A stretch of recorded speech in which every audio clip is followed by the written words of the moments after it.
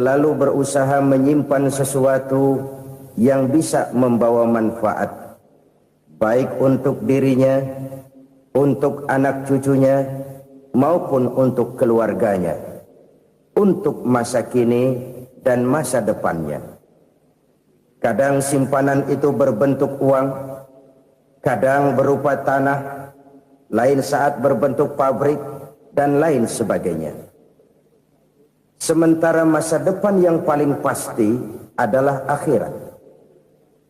Jika untuk masa depan dunia kita rela memeras keringat, membanting tulang, pergi pagi dan pulang petang, menyimpan uang, menyimpan tanah, menyimpan pabrik, pernahkah kita merenung jika satu saat kiamat datang, kita dibangkitkan dari kubur masing-masing, berdiri di padang mahsyar untuk mempertanggungjawabkan seluruh kegiatan hidup kita di dunia ini, lalu kita akan menuju ke alam akhirat. Sudahkah kita mempunyai simpanan untuk akhirat kita? Pada pertemuan kali ini saya ingin menyampaikan sebuah hadis di mana Rasulullah sallallahu alaihi wasallam bersabda, "Arba'un min kanzil jannah." Simpanan sorga ada 4 macam. Yang pertama, ikhfa'us sadaqah, menyembunyikan sedekah. Saudara-saudara kaum muslimin, sebagaimana yang kita maklum bahwa Allah Subhanahu wa taala melebihkan sebagian rezeki dari kita terhadap yang lain. Ada yang kaya, ada yang setengah kaya, ada yang miskin, ada yang setengah miskin, dan selanjutnya. Ada yang gajinya kecil tapi penghasilannya gede. Ada yang penghasilannya gede tapi enggak punya gaji. Ada juga yang memang gajinya gede dan penghasilannya gede. Kelebihan rezeki merupakan sunnatullah dan tidak harus membuat kita merasa lebih dari yang lain. Bahkan sebaliknya, kelebihan itu harus membuat kita ringan tangan untuk menolong mereka yang memang memerlukan pertolongan. Kalau saudara diberikan ilmu, maka pertanyaan akhirat cuma satu: ilmumu kau amalkan untuk apa? Kalau saudara diberikan umur yang panjang, pengadilan akhirat juga bertanya satu: umurmu kau habiskan di mana? Tapi kalau saudara diberikan harta, pengadilan akhirat akan bertanya 2: hartamu kau dapat dari mana? Kau belanjakan kemana? Dari mananya ditanya dan kemananya juga ditanya. Oleh karena kita akan dimintakan pertanggungan jawab, maka amanah yang bernama harta ini harus kita gunakan dengan sebaik-baiknya. Ada penggunaan yang merupakan kewajiban, itu zakat namanya. Ada penggunaan yang sewaktu-waktu, itu infak namanya. Ada yang lebih sewaktu-waktu lagi, dan itu sedekah namanya. Zakat dia terikat oleh haul dan nisab, oleh putaran batas waktu dan ukuran dari harta itu sendiri. Sedangkan infak terikat oleh situasi dan kondisi perekonomian seseorang. Sedangkan sedekah tidak terikat dengan apapun. Dalam kondisi seperti apapun kita bisa melakukan sedekah dengan yang terkecil sekalipun. Sampai-sampai Rasulullah sallallahu alaihi wasallam mengajarkan, la tahqiranna minal ma'rufi syai'an walau an talqa akhaka biwajhin talik. Atau ada hadis, tabassumuka fi wajhi akhika laka shadaqah. Senyumanmu kepada temanmu adalah sedekah. Jadi untuk melakukan sedekah tidak harus dalam berbentuk uang. Dengan ilmu kita bisa sedekah, dengan tenaga kita bisa bersedekah, dengan pikiran kita bisa bersedekah, bahkan senyum kepada teman itu pun sedekah. Jadi kalau sedekah dengan uang memang belum punya uang, nyengir aja banyakin. Itu asal pada tempatnya, jangan lalu ketemu tiang listrik cengengesan. Tentu tidak pada tempatnya dan tidak wajar. Nah, sedekah yang paling dicintai Allah adalah sedekah yang disembunyikan. Artinya, jauh dari sifat riya. Kan kadang-kadang ada orang sedekah itu disebutkan namanya, apa tidak bagus? Kalau memang niatnya ikhlas, ya bagus-bagus saja. Untuk memberikan sugesti kepada yang lain. Si Fulan bin Fulan nyumbang sekian, diumumkan. Boleh kalau niatnya untuk memberikan rangsangan kepada yang lain supaya dia menyumbang lebih besar dari orang tadi. Tapi kalau itu mendatangkan riya, maka sedekah yang paling dicintai Allah adalah sedekah yang disembunyikan. Tangan kiri saja tidak tahu apa yang diberikan oleh tangan kanan. Sedekah yang dilakukan dengan ikhlas akan merupakan perbendaharaan surga. Tersembunyi dari pandangan orang lain, tidak seorang pun tahu. Karena memang sikap yang baik adalah melupakan kebaikan dan mengingat kesalahan. Itu salah satu ciri orang bahagia. Orang yang selalu mengingat kesalahannya dan berusaha melupakan segala kebaikannya. Kalau dia akan berada kebaikan, dia tidak bisa ikut, dia merasa rugi karena dia merasa belum pernah berbuat baik. Tapi kalau akan melakukan kesalahan baru, dia ingat kesalahan yang sudah-sudah, sehingga terhalang baginya untuk melakukan satu kesalahan baru. Demikianlah saudara-saudara, bahwa Allah melebihkan rizki sebagian kita dari yang lain, agar terjadi tolong-menolong dalam kehidupan ini. Jadi kesenjangan yang nature, kesenjangan yang alami, itu sunnatullah. Ada yang kaya, ada yang miskin, ada yang kelas menengah. Nah, kenapa lalu sekarang kita berusaha mengentaskan kemiskinan? Oleh karena adanya kesenjangan struktural. Kalau yang kaya bisa semakin kaya, kenapa yang miskin tidak bisa naik jadi ikut sedikit kaya? Sebab pada dasarnya Islam adalah agama yang sejak turunnya sudah berupaya memerangi kemiskinan. Bahkan dikatakan kemiskinan itu mendekatkan kepada kekufuran. Orang kalau miskin udah dekat banget sama kafir. Gampang menjadi kafir. Berapa banyak saudara-saudara kita yang oleh karena soal perut, oleh karena soal materi, terpaksa meninggalkan dan menanggalkan akidahnya. Menjual petunjuk yang diberikan Allah dengan kesenangan dunia yang cuma sebentar ini. Na'udzubillah, thumma na'udzubillah. Jadi makin kita sembunyikan satu sedekah, semakin banyak perbendaharaan kita di surga. Sedekah yang paling dicintai Allah adalah sedekah yang disembunyikan. Malahan ada seorang sufi, dia punya kebiasaan kalau pergi sholat Jumat, dia bawa uang, itu uang dia taruh di bawah tikar masjid. Dia niat sedekah kepada siapa saja yang nemuin itu duit. Maksudnya apa? Supaya yang nemuin nggak tahu siapa yang punya duit. Demikian dia saking ingin menyembunyikan sedekahnya. Karena sifat riya itu bisa memakan amal kita sendiri. Riya itu termasuk menyebut-nyebut kebaikan kita. Orang yang suka nepuk dada, sedikit-sedikit ngitungnya kalau nggak gua. Tuh kalau nggak gua tuh. Tuh yang belas itu, kalau nggak gua. Iya, kalau nggak lu kenapa emang? Orang yang suka menepuk jasad. Tuh biasanya memang begitu saudara-saudara. Kalau perang lagi berkecamuk, orang nggak sempat ngaku jadi pahlawan. Tapi begitu perang selesai, yang kagak kenal bedil ngaku pahlawan, mas. Itu sesuatu yang biasa.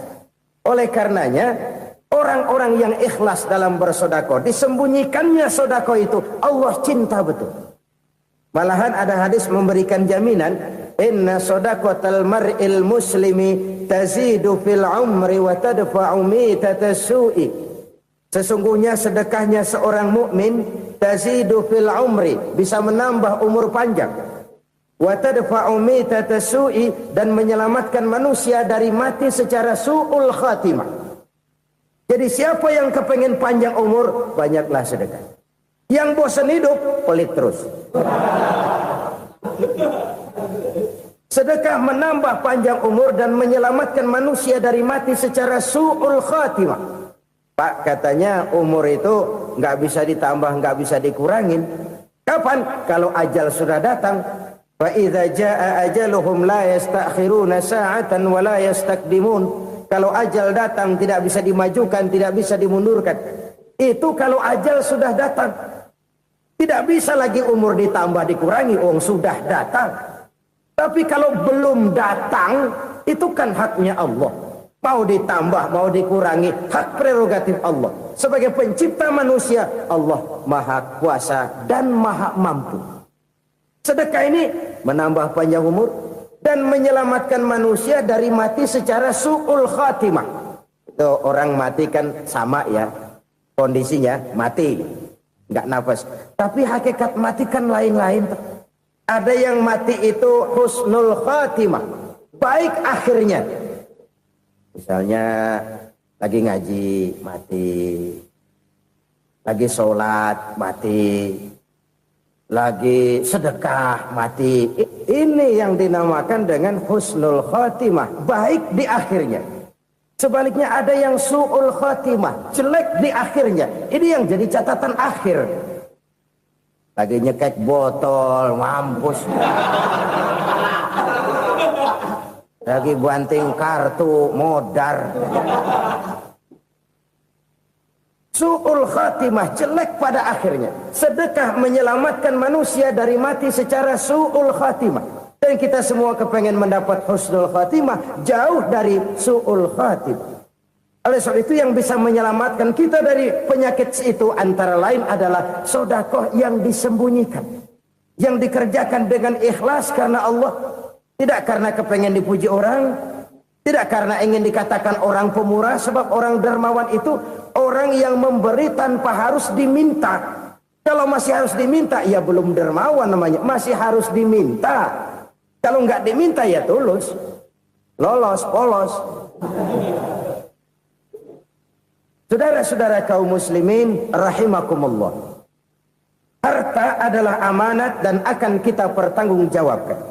Allah melebihkan rizki sebagian kita dari yang lain agar kita saling tolong menolong, bantu membantu. Nabi janjikan siapa yang meringankan beban saudaranya muslim di dunia, Allah akan meringankan bebannya di akhirat nanti. Sebuah jaminan dari baginda Nabi. Si orang yang kita bantu barangkali tidak bisa membalas, Allah yang akan membalas lewat jalan lain yang tidak pernah kita sangka-sangka. Ada orang tanya, Pak, ini ada orang nyumbang masjid sambil marah-marah, bagaimana? Saya bilang sumbangannya aja ambil, marahnya jangan. Marahnya jangan diambil, itu urusan dia. Saudara-saudara kaum muslimin rahimakumullah.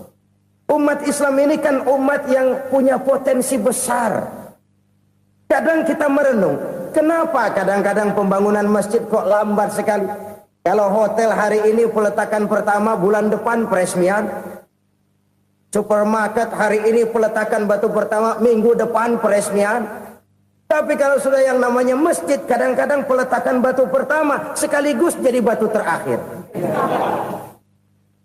3 tahun, 4 tahun, campur nebar jalak di jalanan, duit dijaring kayak ikan sepat. Apa tidak ada orang Islam yang kaya? Banyak. Apa tidak ada pengusaha muslim yang jadi konglomerat? Ada. Lalu yang belum banyak itu yang komit terhadap nilai-nilai agamanya. Akhirnya kita jatuh jadi umat yang lemah. Belum ada pengusaha konglomerat muslim buka pabrik supermi cap bedug misalnya umpamanya atau pabrik kecap cap sorban supaya identitas keislamannya sedikit kelihatan. Kita jatuh jadi umat yang lemah karena potensi tidak terinventarisir dengan baik.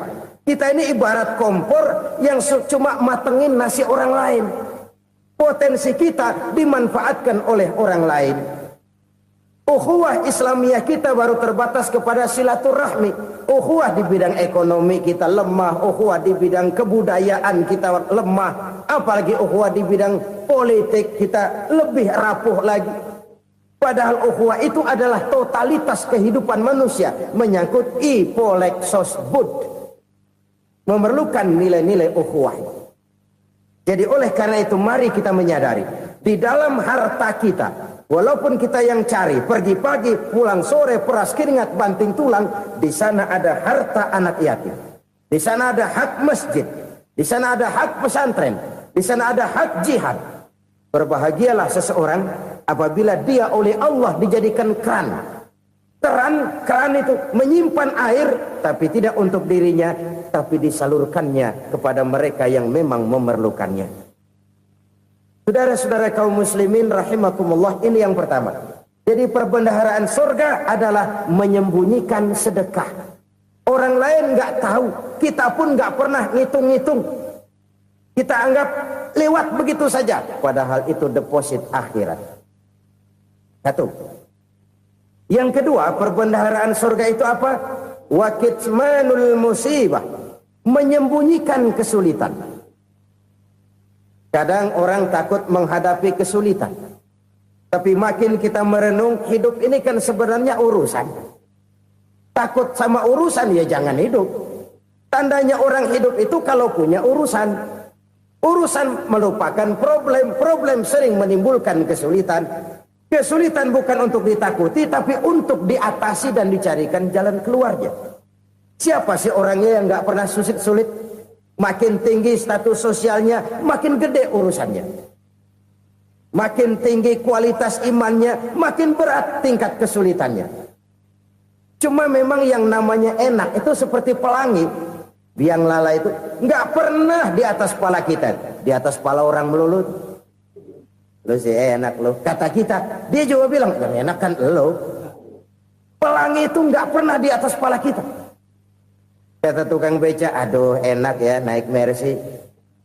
Kata tukang beca, apa yang di dalam mobil Mercy? Aduh enak bener tukang beca, di jok ngeringkuk ngorok pulas bener. Saya kamar pakai AC, sejuk, tempat tidur sutra, empuk, alga, spring bed, kulak kulik, nggak bisa pulas kalau belum minum Valium, belum tidur. Enak bener tukang beca, di jok ngorok nggak tahu wetan kulon. Si tukang beca bilang yang di Mercy enak, yang di Mercy bilang tukang beca enak. Inilah enak, nggak pernah di atas kepala kita, di atas kepala orang lain melulu enak itu.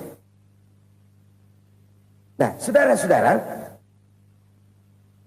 yang merupakan perbendaharaan surga itu orang yang bisa menyembunyikan kesulitan, baik pribadi ataupun rumah tangga. Nih terutama rumah tangga yang jadi soalnya. Kadang-kadang kita ini kalau senang, sebaliknya kalau senang kita diam, kalem aja, cuek. Banyak banget duit kita bawaan, diam aja udah. Malah ketemu orang takut. Tapi begitu susah, sekampung tahu.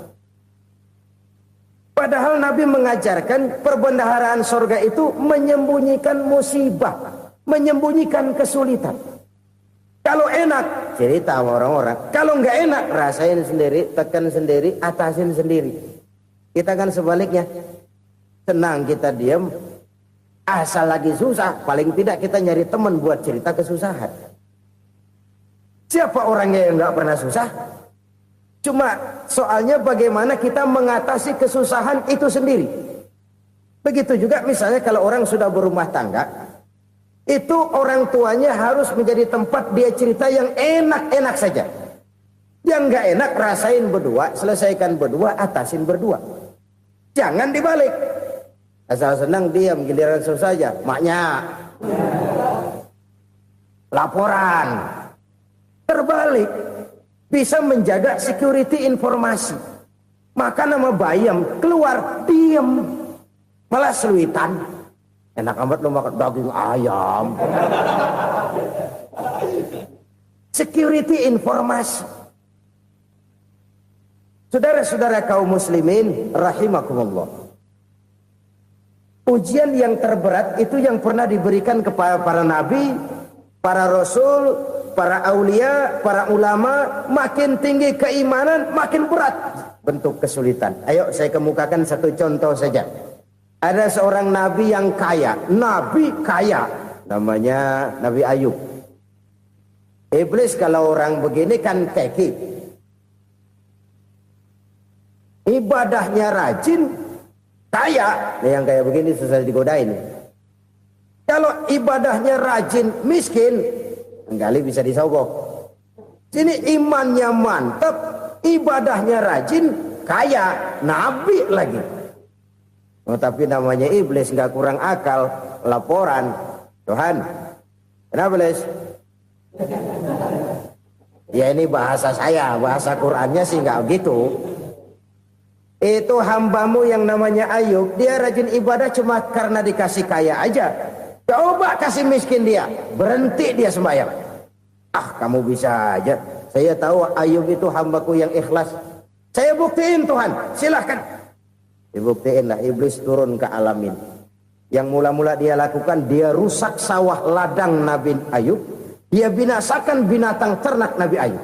Sehingga dalam waktu singkat, jatuhlah Nabi Ayub dari orang paling kaya, jadi orang paling miskin. Beliau masih ibadah di mihrab dalam masjid. Datang iblis. Saudara Ayub, ya. Lagi ngapain? Ibadah. Nyembah Allah, nyembah Allah. Oh, percuma. Kenapa? Tuhan yang ente sembah nih, dia udah bikin miskin ente. Sawah ladang ente hancur lebur, binatang ternak binasa. Sekarang ente jadi orang paling miskin. Ngapain nyembah Tuhan kayak begitu? Tekor. Udah berhenti dah ibadah, berhenti ibadah. Ini iblis sama Tuhan laporannya lain, yang dikerjakan kepada Nabi Ayub juga lain. Benar begitu iblis kata Nabi Ayub? Iya, sawah ladang saya habis, buras. Binatang ternak saya binasa, binasa. Saya miskin, bangpak. Apa jawab Nabi Ayub? Bukan innalillahi, ini hebat. Alhamdulillahillazi a'tani wa akhza minni. Segala puji bagi Allah yang telah memberikan harta kepada saya dan sekarang mengambilnya lagi. Alhamdulillah. Allah yang ngasih, Allah yang ambil. Itu mah urusan Allah. Iblis cuman ibadah jalan terus, sujud lagi Nabi Ayub. Iblis seleher gondok banget. Dasar Nabi nggak mempan dia apa-apain. Miskin malah alhamdulillah. Allah yang ngasih, Allah yang ambil. Jadi kalau kita tidak komit, kita tidak terikat kepada kaya, miskin, senang, susah, apa yang bisa bikin kita susah? Jadikan kekayaan, kemiskinan, jadikan senang susah sebagai anak buah yang bisa kita atur. Jangan kekayaan ngatur kita, jangan kemiskinan ngatur kita. Kita yang harus mengatur mereka. Senang susah, kaya, miskin, bahagia, sengsara, jadikan itu anak buah yang bisa kita atur. Kalau sekarang kita kaya, lain saat boleh jadi kita miskin, semiskin-miskinnya. Allah yang ngasih, Allah yang ambil. Tenaga mana yang bisa menghalangi? Ibadah jalan terus. Iblis makin gondok. Dasar Nabi loh. Akhirnya apa? Nabi Ayub dikerjain, diberikan penyakit. Demikian fatal penyakitnya. Bayangin, udah miskin sakit. Masya Allah. Miskin sakit. Sakitnya nggak lama, kira-kira 16 tahun. Istrinya 3, 2 mental minta ceraiin. Ngerawatin laki bengek begini. Senang belum tentu, susah udah pasti nih. Cerai aja, cerai dah. Cerai. Tinggal satu Siti Rahmah yang setia menemani beliau. Sesetia-setianya hati perempuan. Satu saat Siti Rahmah bilang, "Bang, iya, abang kan Nabi, Bang. Lalu, namanya Nabi kan doanya jarang meleset, Bang. Maksud kamu minta kenapa sih sama Tuhan biar abang sembuh baik dah, Bang?" Siti Rahmah, iya. Saya sakit berapa tahun sih dah? 16 tahun, Bang. Sebelum ini saya sehat berapa tahun? Ya kira-kira 60 tahun, Bang. Nah, coba ente banding-bandingin, Rahmah. Saya dikasih sehat 60 tahun, dikasih sakit 16 tahun. Sudah nggak sabar mau doa kepada Allah minta sembuh. Saya malu kepada Allah. Diuji dengan yang luar biasa seperti ini, tidak mengganggu stabilitas kehambaannya. Dia tetap menghamba kepada Allah Subhanahu wa ta'ala. Saudara-saudara kaum muslimin rahimakumullah. Kunci menghadapi kesulitan itu apa? Allah jelaskan dalam satu ayat, wa basyiris sabirin alladzina iza asabathum musibah qalu inna lillahi wa inna ilaihi raji'un. Gembirakan orang-orang yang sabar. Siapa mereka itu? yang apabila mendapat musibah mereka kembali kepada keyakinan dasar segalanya dari Allah dan segalanya akan kembali kepada Allah. Ini konsepsi dasar dari sikap muslim dalam menghadapi berbagai kesulitan. Segalanya dari Allah, segalanya akan kembali kepada Allah. Kalau ini sudah kondisi dasarnya, maka kita akan lapang menghadapi kenyataan bagaimanapun pahitnya. Apakah itu namanya miskin, apakah itu namanya sakit, bahkan maut sekalipun. Maut sekalipun. Segalanya dari Allah, segalanya akan kembali kepada Allah. Ini sikap hidup, bukan sekedar ucapan. Kita kadang-kadang menjadikannya sebagai ucapan. Mulutnya sehingga berhenti, innalillahi wa inna ilaihi rajiun, tapi nangisnya terus gerung-gerungan. Bukan itu, ini kesadaran moral. Kalau segalanya dari Allah, segalanya kembali kepada Allah, kan sebenarnya cuma nunggu giliran. Hari ini saya nyembayangin dia, entah hari apa saya disembayangin orang. Hari ini saya antar dia ke kubur, entah hari apa orang nganterin saya ke kubur. Hari ini saya tahlilkan dia, entah nanti kapan orang tahlilkan saya. Segalanya dari Allah, segalanya akan kembali juga kepada Allah. Oleh sebab itu saudara-saudara, kesulitan bukan untuk ditakuti. Kesulitan justru untuk diatasi, dicarikan jalan keluarnya. Dan tidak ada orang yang tidak pernah mendapat kesulitan. Tidak ada. Semakin tinggi status sosial, semakin tinggi kualitas keimanan, semakin besar juga tingkat kesulitan. Hanya saja bagaimana cara kita mengatasinya. Dan Al-Quran menyatakan, inna ma'al usri yusra. Di balik kesulitan itu pasti ada kemudahan. Roda itu berputar. Karena itu Rasulullah sallallahu alaihi wasallam mengingatkan kepada kita, ta'arraf ilallahi firraha ya'rifka fisyiddah. Ingatlah kepada Allah di waktu kamu senang, supaya Allah ingat kepada kamu di waktu kamu susah. Kalau waktu senang kita ingat kepada Allah, kita susah, Allah tidak akan meninggalkan kita. Tapi kalau waktu senang kita jauh dari Allah, sujud tidak sempat, dengan masjid jauh, ketika senang kita lupakan Allah. Nanti begitu kita susah,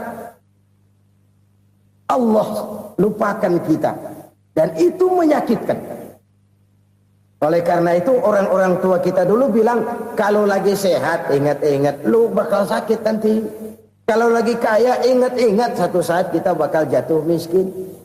Bahkan kalau lagi muda ingat-ingat kita bakal tua. Dan yang terpenting kalau lagi hidup ingat-ingat kita bakal mati. Saudara-saudara kaum muslimin rahimakumullah. Jadi yang kedua yang merupakan perbendaharaan surga, menyembunyikan musibah. Saudara-saudara kaum muslimin rahimakumullah. Hal ketiga yang merupakan perbendaharaan surga adalah wasilatur rahmi. Orang yang suka bersilaturahmi. Sebagaimana yang kita maklum bahwa manusia adalah makhluk yang disebut zon politika. Makhluk sosial yang tidak mungkin hidup sendiri-sendiri. Betapa dan siapapun kita memerlukan orang lain. Bodoh betul manusia kalau tinggal di tengah masyarakat tapi tidak mau bermasyarakat. Merasa hebat sendiri, pintar sendiri, gagah sendiri, kaya sendiri. Mungkin kalau mati juga ngubur sendiri. Jangankan kita di sini.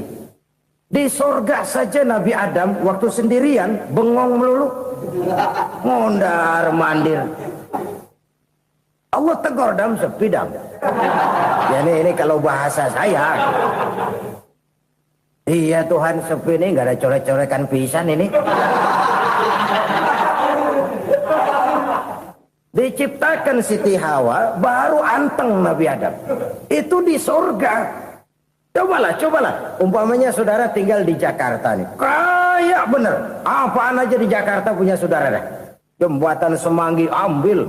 Monas, Buntel bawa pulang. Hotel-hotel ambil semua. Cuman tinggal di Jakarta sendirian, apa enaknya? Betapa dan siapapun kita perlu orang lain. Tidak ada seorang pun yang bisa memenuhi kebutuhan hidupnya secara sendiri-sendiri. Nah, Islam telah menyelamatkan manusia dari ras diskriminasi. Mengikat manusia dengan persaudaraan yang berlandaskan kepada akidah. Karena itu dianjurkan bersilaturahmi.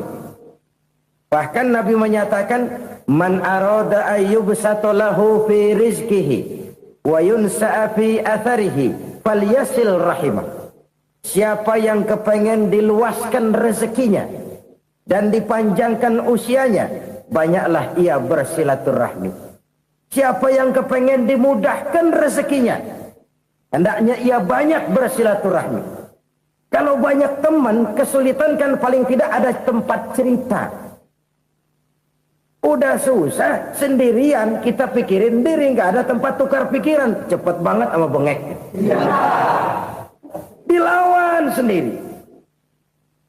Nah, secara makro kita bisa berkata, tidak mungkin ada kemenangan kalau tidak ada kekuatan. Tidak ada kekuatan kalau tidak ada kesatuan dan persatuan. Tidak mungkin ada kesatuan dan persatuan tanpa semangat silaturahmi. Kalau umat Islam mau menang, dia harus kuat. Kalau umat Islam mau kuat, dia harus bersatu. Kalau umat Islam mau bersatu, dia harus membudayakan silaturahmi ini. Bahkan sampai-sampai kata Nabi, kalau bisa cari nilai tambah. Apa? Silman qata'ak. Bersilaturahmilah kau kepada orang yang marah denganmu. Masya Allah, indahnya ajaran agama kita. Orang yang marah pun kepada kita, kata Nabi, kalau bisa bersilaturahmilah kepadanya, kepada orang yang marah itu. Di situ nilai tambah. Cuman jujur nih hadis, ngucapinnya gampang, ngamalinnya yang berat banget. Orang marah sama kita, kita disuruh silaturahmi, ada apa malu? Lu marah, ada gua marahan lagi. Gue pikirin. Saudara-saudara kaum muslimin rahimakumullah. Tapi ini yang diajarkan, bahkan ini yang dicontohkan oleh baginda Rasul.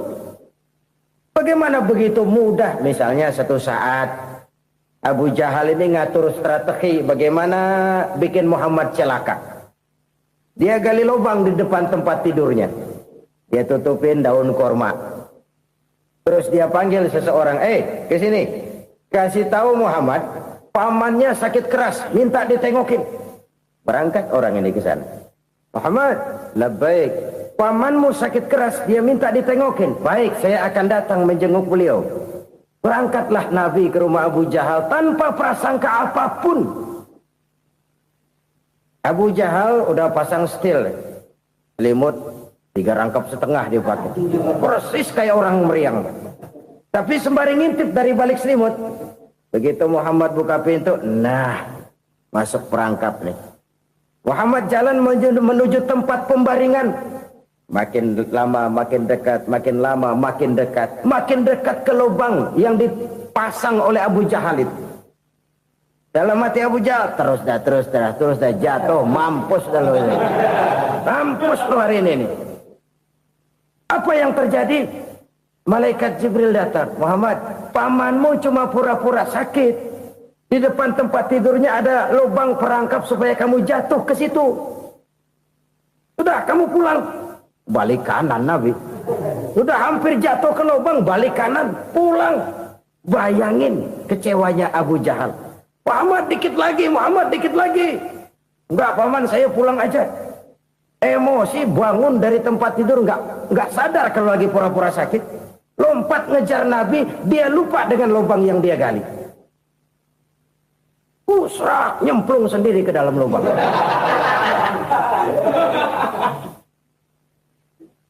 Nabi terus berlalu. Ini terjadi keanehan.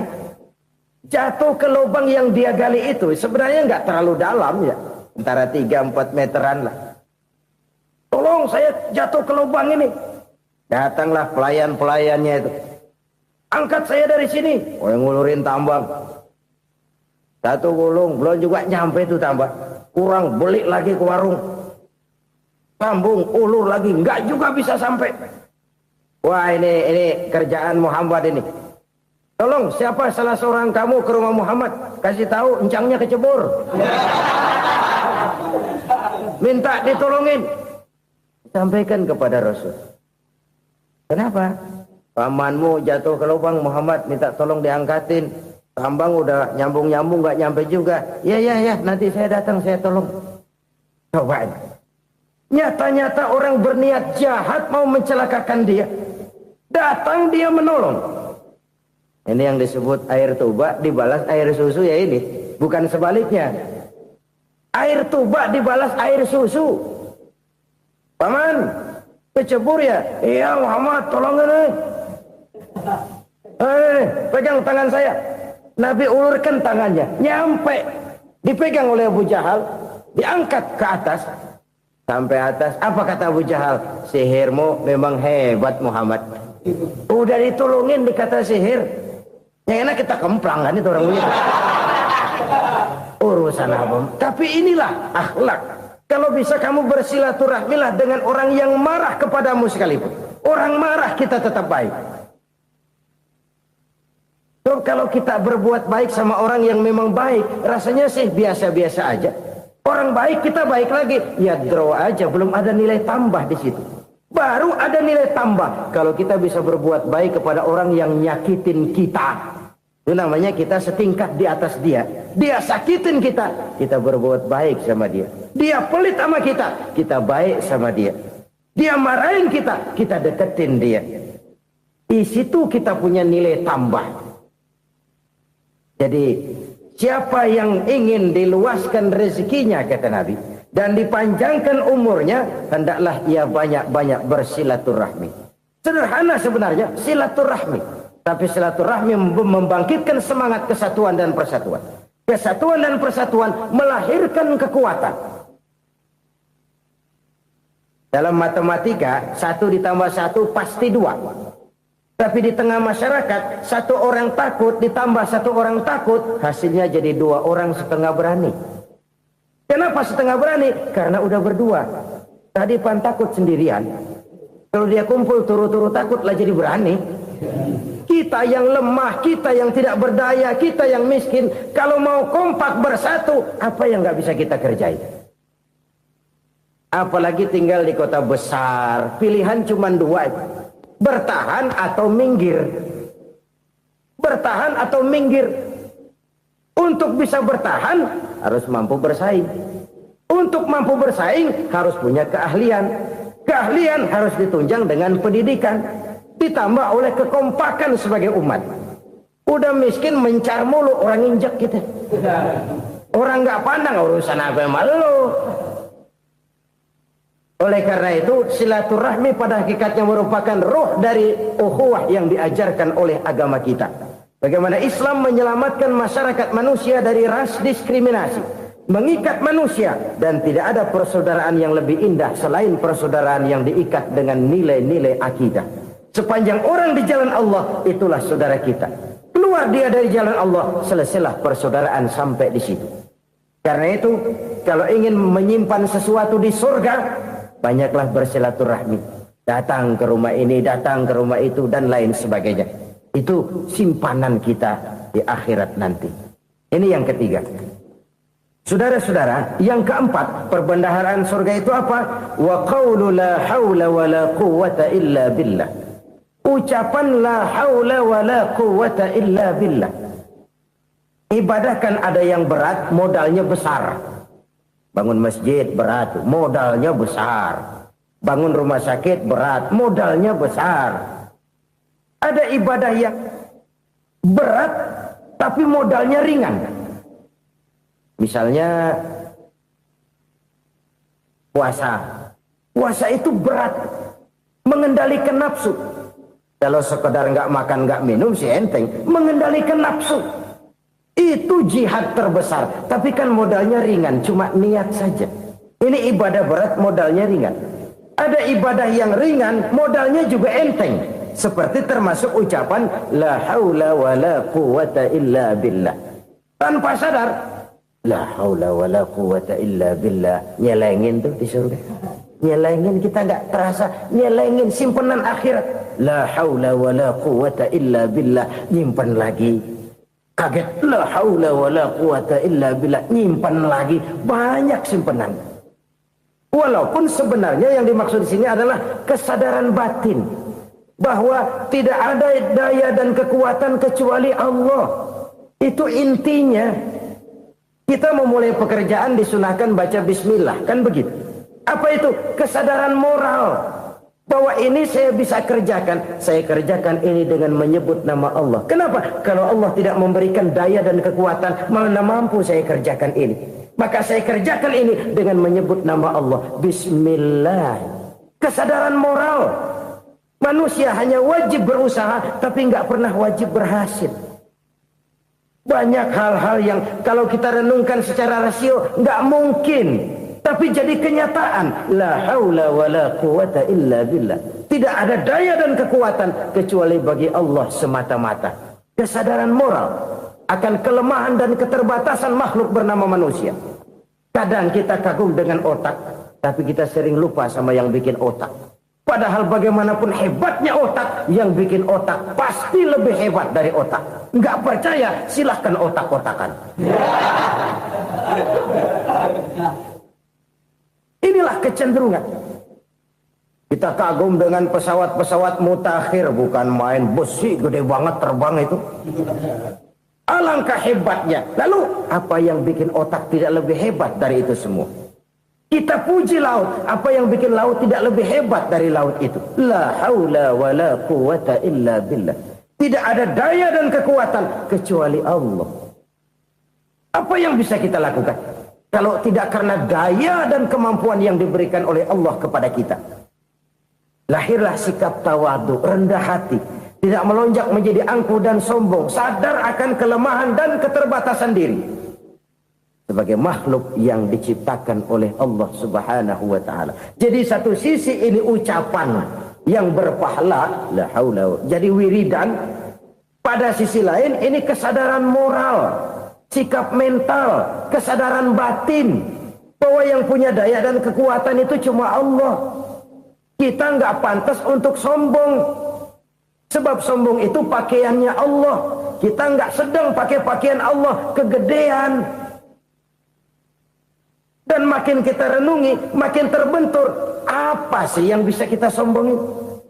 Kita mau sombong apa? Kaya? Pintar, itu kan semua relatif. Di atas langit masih ada langit lagi. Jadi oleh karenanya, marilah kita menyadari. Manusia hanya wajib berusaha, tapi tidak pernah wajib berhasil. Yang berusaha saja tidak wajib berhasil, apalagi yang tidak berusaha. Islam bukan agama orang pemalas yang selesai sholat lalu enggelohom, enggelenggem ayem-ayem. Tapi Islam bukan agama orang sombong yang setelah berusaha lalu tidak memerlukan Allah. Kita bisa saja bikin proyeksi, tahun sekian kita bakal panen besar menurut perhitungan otak. Tapi ada kejadian lain. Apa? Tikus ngambek. Habis itu dimakanin tikus, panen gagal. Proyeksi rasional gagal oleh tikus-tikus yang ngambek itu. Bisa saja terjadi. Tahun depan kita panen besar. Urung. Kenapa? Musim panas panjang. Dan sekarang ini koran-koran bikin berita musim mengalami penyelewengan.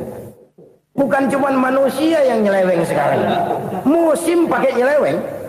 Mestinya kan musim hujan udah selesai. Masih hujan-hujan juga. Musim. Nah sekarang kita boleh bikin proyeksi, kita bakal panen besar. Tahu-tahu musim panas panjang, sawah retak, air kering. Cari teknokrat yang paling botak, suruh pendekin tuh musim panas.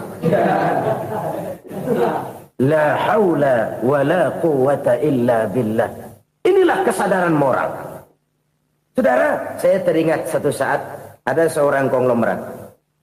Umurnya ya kira-kira 70-an. Satu saat dia ditanya oleh wartawan, Pak, umur Bapak berapa sih? Ya paling 10 tahun. 10 tahun? 10 tahun? Anak Bapak berapa orang? Satu saja? Satu. Harta Bapak berapa? Ya paling-paling bangsa 7 juta kali. 7 juta? Iya. Pak, kenapa Bapak bohongi saya? Bapak punya buku biografi. Koran-koran, majalah-majalah banyak memuat cerita riwayat hidup Bapak. Saya tahu umur Bapak 70. Kenapa bilang cuma 7 tahun? Saya tahu anak Bapak 8. Kenapa cuma bilang 1? Saya tahu harta bapak miliaran, mungkin triliunan, pabrik di mana-mana, bank di mana-mana. Kenapa bilang uang bapak cuma 7 juta? Nah, kata si konglomerat tadi, kamu benar nak, kamu benar. Umur saya kalau jumlahnya memang 70 nak. Cuman ingat-ingat saya, baru 7 tahun terakhir ini saya sujud. Baru 7 tahun terakhir ini saya berusaha dekat dengan Allah. Saya laksanakan perintahnya, saya jauhi larangannya. 7 tahun inilah rasanya yang ada nilainya di hadapan Allah. Yang 63 tahun matong, kelabu, kelem umur gue. Habis untuk maksiat, untuk munkarat. Maka ketika ditanya tadi, umur saya 7 tahun itu. Oh begitu Pak. Oh iya. Lalu anak Pak. Anak bapak kan 8. Kenapa bilang cuma 1? Nah, kalau jumlah hitungannya memang anak saya 8. Tapi dari 8 orang ini rasanya cuma 1 nih. Yang bakal jadi buah hati, belahan jantung. Pelanjut cerita, penerus sejarah. Bakal jadi anak soleh yang akan mendoakan saya. Cuma 1 rasanya anak saya ini yang bakal jadi buah hati saya. Besar-besaran saya. Yang akan mendoakan di kubur saya. Yang akan mendoakan di akhirat saya. Yang 7 orang mana? Masya Allah, yang atu tenggeng, yang atu nyekek botol lolo, yang atu nggak karu-karuan. Makanya saya bilang 1 anak saya yang akan bisa mendoakan saya. Oh begitu Pak. Iya. Nah harta Pak, harta bapak kan triliunan, pabrik bapak di mana-mana, uang bapak hampir di tiap bank-bank besar. Kenapa bilang cuma 7 juta? Betul kau nak. Harta saya kalau jumlahnya memang miliaran, triliunan mungkin. Tapi yang saya ingat baru 7 juta tuh yang saya belanjakan di jalan Allah. Saya nyumbang masjid, saya santuni yatim piatu, saya bantu pembangunan pesantren, saya bantu pembangunan rumah sakit Islam. Itu yang akan saya bawa pulang ke akhirat, yang 7 juta itu. Yang triliunan itu nanti akan diperebutkan oleh anak-anak saya sebagai waris saya. Jadi harta saya 7 juta itu yang bakal nemenin saya di akhirat. Yang akan saya bawa pulang jadi teman saya. Saudara-saudara kaum muslimin, jangan-jangan orang tua itu adalah kita-kita ini. Jangan-jangan kita-kita ini adalah orang tua itu. Jangan-jangan itu potret dari diri kita masing-masing. Dari sekian umur yang diberikan Allah, berapa tahun yang ada nilainya di hadapan Allah? Dari sekian anak-anak yang merupakan amanah, berapa yang akan mendoakan kita sebagai orang tuanya menjadi anak soleh? Dari sekian banyak harta yang diberikan Allah, berapa yang akan kita bawa pulang menghadapnya nanti, yang kita belanjakan di jalan Allah? Ini sebuah potret kehidupan. Karena itu kita kembali kepada la haula wa la quwwata illa billah. Kita wajib berusaha, kita wajib berikhtiar. Selebihnya, segala daya dan kekuatan hanya milik Allah saja semata-mata. Satu kesadaran batin dari setiap pribadi muslim. Setelah ia berusaha dan berikhtiar, ia menyerahkannya kepada Allah Subhanahu wa ta'ala. Jadi, satu sisi ini merupakan wiridan ucapan yang mengandung pahala. Pada sisi lain, ini merupakan sikap batin dari seorang muslim di dalam ia menghadapi realitas kehidupan ini. Saudara-saudara kaum muslimin rahimakumullah. Kalau ini kita jadikan satu basis kehidupan, maka ini akan menyelamatkan manusia dari kemungkinan tergelincir menjadi orang yang lupa diri dan lupa darat. Sebab itu Imamul Ghazali berpesan, jadidis safinah fa innal bahra amiq. Wa khuziz zad fa inna safara ba'id wa khaffifil hamla fa innal hamla sadid. Perbarui selalu kapalmu karena lautan sangat dalam. Bawa bekal yang banyak karena perjalanan ini sangat jauh. Ringankan beban karena kebanyakan beban akan menyakitkan. Alangkah indah kalimat ini, alangkah dalam makna yang terkandung di sana. Perbarui selalu kapalmu karena lautan sangat dalam. Apa artinya ini? Jaga mentalmu baik-baik. Pelihara imanmu baik-baik. Karena hidup penuh cobaan. Seperti lautan. Kita kalau berlayar di lautan kan kadang-kadang tenang. Angin bertiup sepoi-sepoi basah. Jika malam datang bintang gemintang bertabur menghias cakrawala. rembulan memantulkan sinarnya dengan indah. Dalam keadaan begitu berlayar enak. Tapi lain saat ombak menggunung, halilintar menyambar, angin topan bertiup. Berapa banyak sudah saudara-saudara kita yang tenggelam di lautan dunia tanpa sadar bahwa dia belum sampai kepada pantai yang akan dituju. Berapa banyak sudah saudara-saudara kita yang tenggelam di lautan dunia ini tanpa sempat bangkit lagi. Dia menyangka sudah sampai kepada tujuannya. Hati-hati kapal jangan sampai bocor karena lautan sangat dalam. Iman ini jaga baik-baik karena hidup penuh dengan ujian. Wa khuzizat fa inna safara ba'id. Bawa bekal yang banyak karena perjalanan sangat jauh. Saudara mau ke Bandung, bawa duit. Saudara mau ke Surabaya, banyakkan lagi duitnya. Saudara mau ke Mekah, gepokan, iketan tuh duit nggak lembaran lagi. Makin jauh perjalanan, makin banyak bekal yang harus kita bawa. Kalau saudara dari Jakarta mau ke Surabaya, kagak bawa duit berangkat juga, itu sih bukan berani namanya, nekat. Sampai Surabaya belum tentu, sengsara di jalan udah pasti. Kenapa? Nggak bawa bekal berangkat. Sama juga kita nih, misalnya belum sempat sembahyang, mati. Waduh, berani banget orang. Belum punya bekal, mati. Sengsara di jalan. Atau bekal tidak cukup. Dari Jakarta saudara mau ke Surabaya, bawa duit 500 perak. Paling jauh Cikampek nyampenya itu. Paling jauh itu. Antara jauhnya perjalanan dengan bekal yang saudara bawa tidak seimbang. Hidup ini perjalanan panjang. A walking tour. Dimulai dari alam arwah. Sebelum jasad diciptakan, roh diciptakan lebih dulu. Dari situ pindah ke alam rahim. Dari alam rahim pindah ke alam dunia. Dari alam dunia pindah ke alam barzah. Baru menuju akhirat. Satu perjalanan panjang. Kalau bekal tidak bawa, sengsara di jalan. Bawa bekal yang banyak karena perjalanan ini sangat jauh. Wa khaffifil hamla, ringankan beban karena beban itu cuma akan menyulitkan. Kalau bekal itu sih keperluan, tapi beban nggak kita perluin, cuma ngeberat-beratin. Apa ini beban? Dosa. Kecurangan, kebatilan, kezoliman, ketidakadilan, kesewenang-wenangan. Itu akan jadi beban kita di akhirat. Alangkah celakanya, perjalanan panjang, bekal tidak bawa, beban kelewat banyak. Alamat sengsara di jalan.